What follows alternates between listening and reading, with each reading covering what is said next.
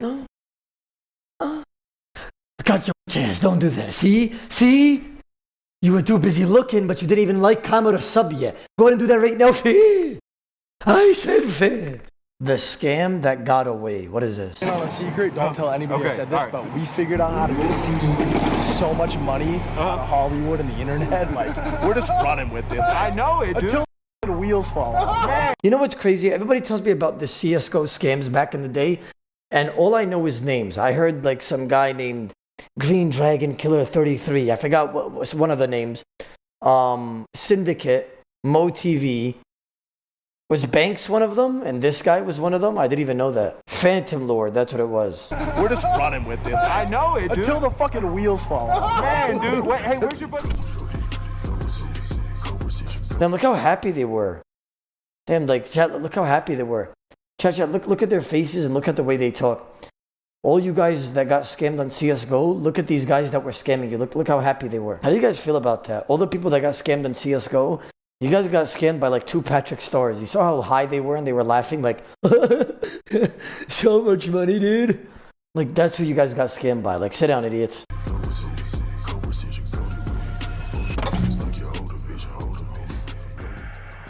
7 years ago was the start of an internet phenomenon that still has its roots in today's media landscape on YouTube and Twitch. A hyper-specific genre of content that was fueled by greed and lies from influencers, companies, and bad actors that capitalized off underage audiences. Counter-Strike Global Offensive, or CSGO for short, is the most competitive first-person shooter game in the world. The mechanics of... Not anymore, I don't think, is it? Is it Valorant the most competitive right now? I could be wrong. CSGO, the tournaments are so fucking hype when I watch it. I thought Valorant had a bigger viewer base right now. I could be wrong though. Let me see something. Twitch.tv/Odablock. Counter-Strike. CSGO has about 50k viewers right now. How about Valorant? 152k viewers.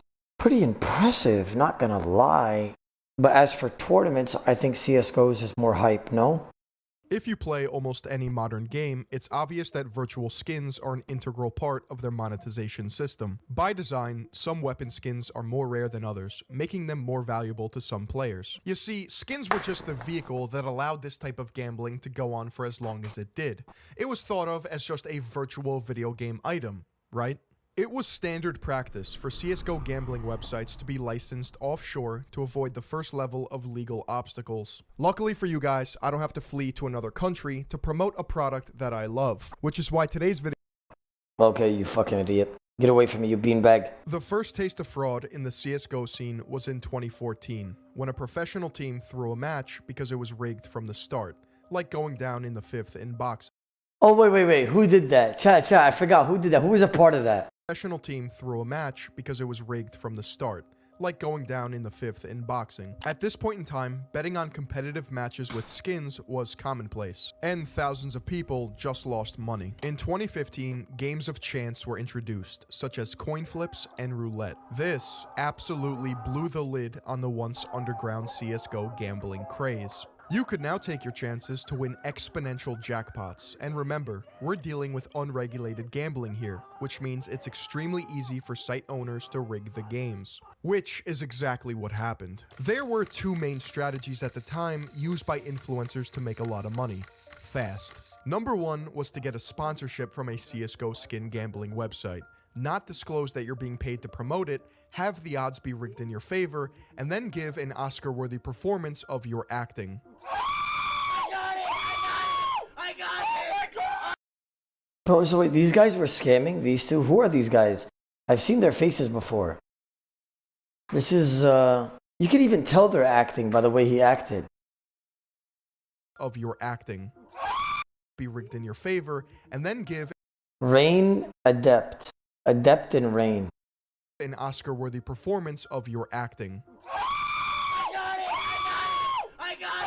Oh shit! I got it! Like, this guy is even, like, he's acting like crazy, this guy. This guy's just like, oh shit! Let's go! You're up to 56 Let's grand! go! I got the fucking wild! I put 2,500 on it! Bro, you're up to 60k! Bro, these guys are hella, like, Bro, they're acting so bad that I'm cringing. Like, you could even tell, like, they're acting. I don't know about you guys, but I've seen better acting in porn. Number 2. Yeah, me too. Me too, bro. I've seen a Bella Danger act better than that. Like, come on, bro. I'll just ask a question. Why take a sketchy sponsorship from a CSGO gambling website when you can own one?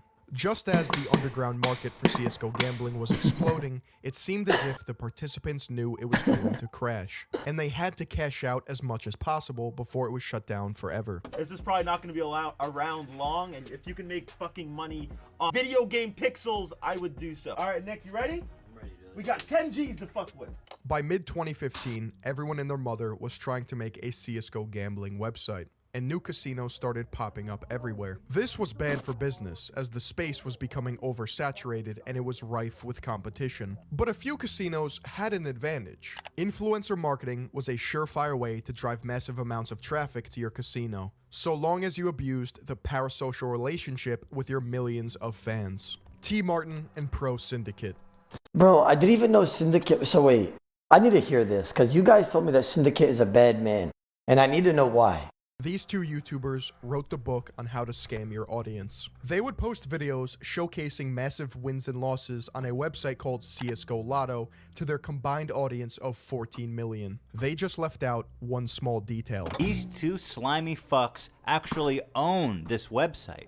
The same exact story was happening with Twitch streamer Phantom Lord and CSGO Shuffle. He owned the website, rigged the percentages in his favor, scammed his audience, and destroyed his reputation. He went from being one of the biggest streamers on Twitch to a laughingstock of the community. There were two problems. It is against the FTC to not disclose a sponsorship or endorsement. These influencers were acting like they were just playing on the site like anyone else. Number 2, they rigged their own websites to showcase a false reality, quite literally stuffing their own pockets with millions of dollars from their own fans. I wonder how much they made off this, like Syndicate and Phantom Lord and Martin. Like, bro, thing is, like, damn, bro, I could never do something like that. Like, doesn't the guilt get to them? Not even that, it's just like, it's dirty money that got them there in the first place. And to make matters even worse, underage children were able to gamble on these sites. Oda, you say that, but if you were... No, you don't know me then. Sorry, brother. Don't speak for me if you don't know me. The FTC was made aware of their actions and began an investigation. They cracked down in 2016, and 2 lawsuits were filed against T. Martin and Pro Syndicate. The evidence against them was glaringly obvious. Oda, say Wallah. Bro, like, I don't even have to say Wallah. You guys just don't know me, do you? Bro, I would never do anything that would ever give me dirty money, ever.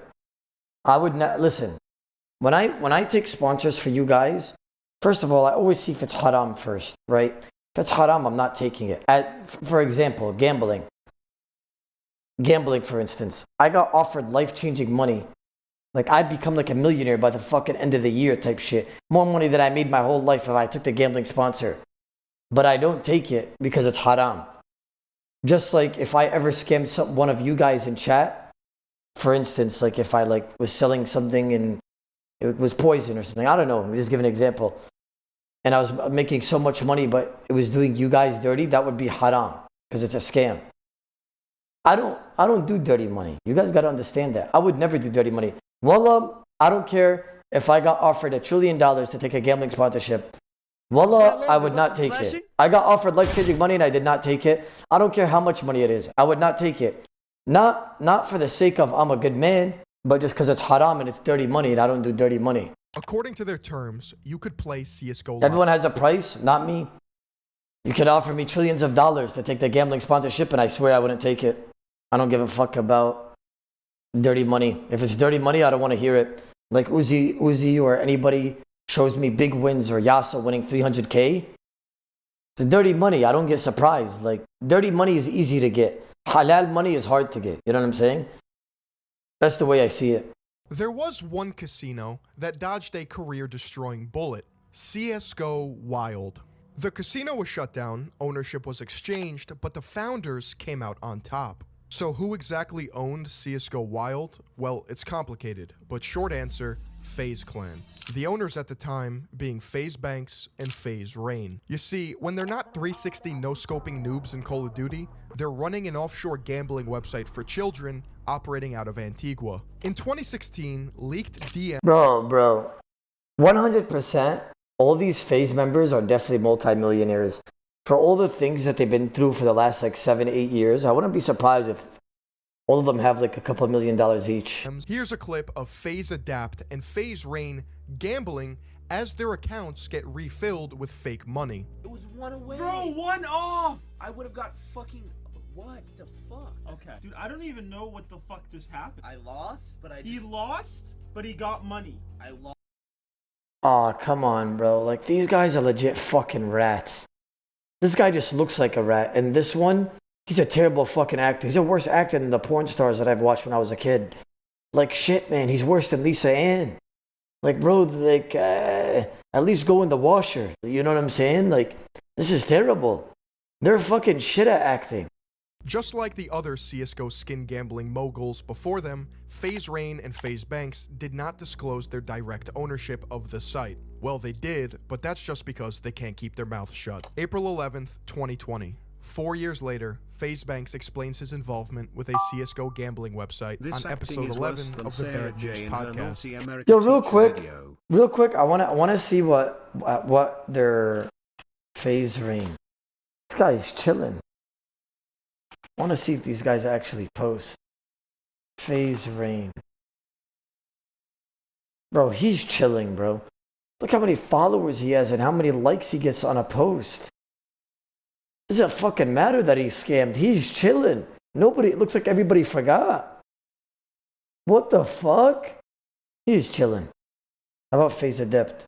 This guy is chilling too, bro. What the fuck? This may sound like I'm a dickhead. But because of what they did, they do not deserve the following that they have. I know that's probably a hot take, but like, shame on these guys, bro. We came up with this idea with these kids. I came up with this idea for a different way to do it, and we branded it the right way. And my motivation for doing it actually was at the time we weren't making. Banks just sounds like he's high all the time, and he just says random shit. And he definitely fucked up. You could just tell by his voice. Like, this motherfucker fucked up way too many times.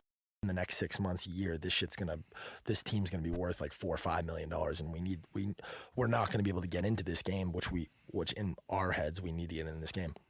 So we create this website, and through our rake and all this shit, we were making like $200,000 a day, and we set it up in Antigua. We set it up in Antigua. I had a house in Antigua for like. Where's that? For like Antigua in the Caribbean. Island, yeah. Where? It's an island. It's one of those like islands where they. The best. It's an island in the Caribbean where where gambling, where running a gambling website is completely legal if you have the permits and stuff to do it. So we flew there. We flew there private. Sat down with the guy who runs the country. Basically paid him like $100,000, and he gave us the license. And we had this whole estate.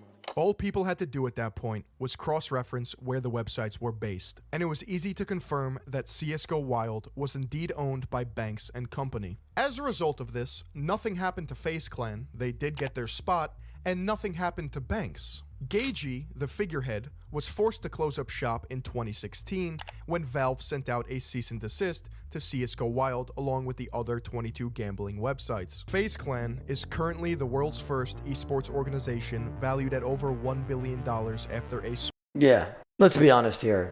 Fucking Banks got over 50, 75 mil. Like, bro, come on now.